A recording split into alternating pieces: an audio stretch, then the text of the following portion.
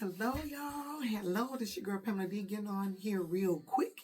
I'm going to make this short, but I'm going to try not to talk too fast where you're not understanding what I have to say. Check this out. Tonight was Bible study night, and I went with my mom, and it was very good, interesting, and my leaders talked about one word, focus. So I'm sitting there like, was you on my bed of affliction with me last month in December when God was talking to me about focus? Was you there? God, did you tell him anything? Of course not. God would not tell secrets, okay? So listen, he talked about focus, and I asked my mom on the way home a question. I said, have you ever felt stuck or directless in life? So we had a little dialogue there, and I dropped her off. On my way home, I had a come to Jesus moment with myself because I started self-reflecting on that one word, focus. And I just started talking to God and reevaluating myself, and then revisiting a conversation that he shared with me when I was recovering from my surgery. So let me share this with you all, and I pray that it bless you and set you free for those who need it, right? So listen, when a person is not focused in life, it can affect them in several ways. Emotionally, because it's what it done to me. Mentally, I was that chick. And practically, it was written all over my face, right? And so when that had happened to me, I was starting to lack, focus. And then it was difficult for me to understand a couple things. It was difficult for me to understand where I was headed, why I was doing what I was doing, and what I was doing, right? Those things I needed to really have clarity on, because remember, I wasn't focused. And I can remember, and I can still share with you and be very transparent of an area in my life where I still got to master this focus thing, right? Oftentimes when a person is not focused, they feel lost. They feel uncertain about their future. They may lack motivation, or it may decrease. I was living off autopilot, simply just going through the motions because I lacked focus in areas of my life. I started projects and did not complete them. I mean, I'm halfway through and then go over to the finish line. So there was no victory because I cold turkey just stopped. And then I start focusing on other things. It's something about time. When time is easily misused, you will not get things done and accomplished. When time is easily misused, you will not get things accomplished that needs to be done. You'll spend more time on social media, guilty, binge watching criminal shows, that's me, or just idle activities that has nothing to do with growth, personal growth, and progress, right?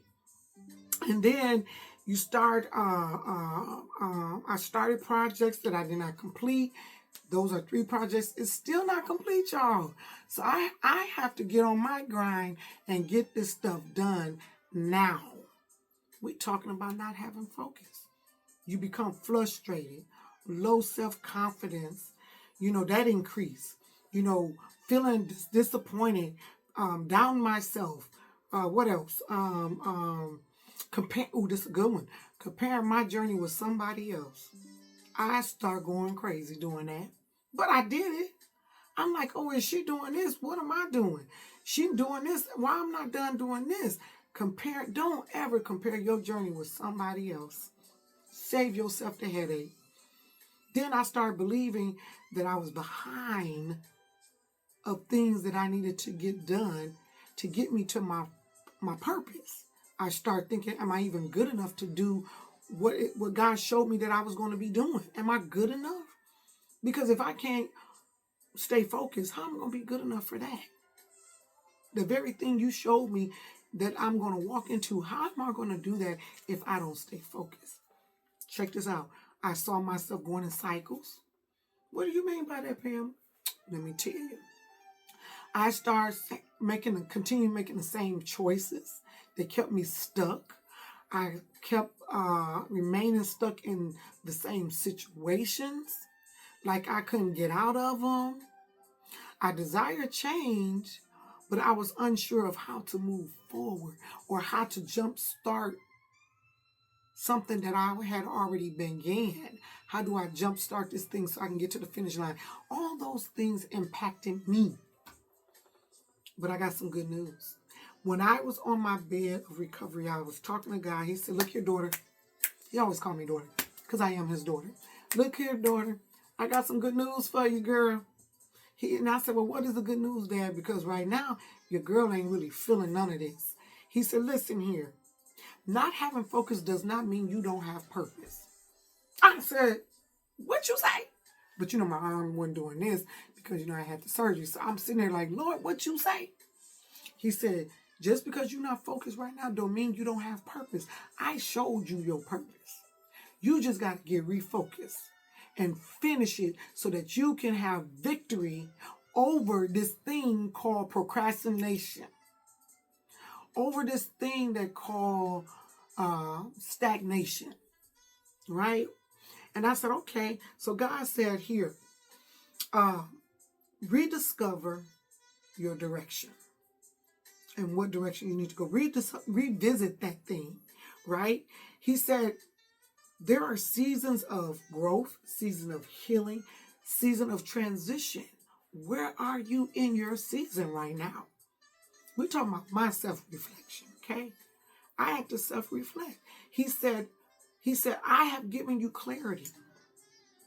I have encouraged you. And I'm still here to guide you. He said, get back to business. I said, okay, God. Okay. He said, focus can be developed. So don't think that, okay, I ain't never had focus in life. I don't even know what to do. Listen here, it can be developed and it can be reclaimed. And I'm in my reclaiming season, right? By setting small goals, achievable goals. When I do my staff yearly evaluation, I use SMART goals. Google it. It'll tell you exactly what each letter represents, okay?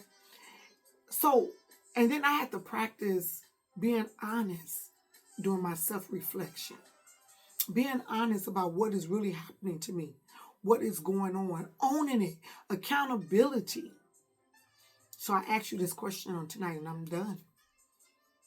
What matters to you if you unfocused and you're trying to get back to the basics? Ask yourself what matters to you. What kind of life are you trying to build? I promise you that'll get that ball rolling when you gain your focus back and you have finished the task that you have already started. So I'm going to encourage you with 4 things for 2026. Be intentional, be determined, be persistent, and be purposeful. Be blessed. And again, regain your focus. Talk to you soon.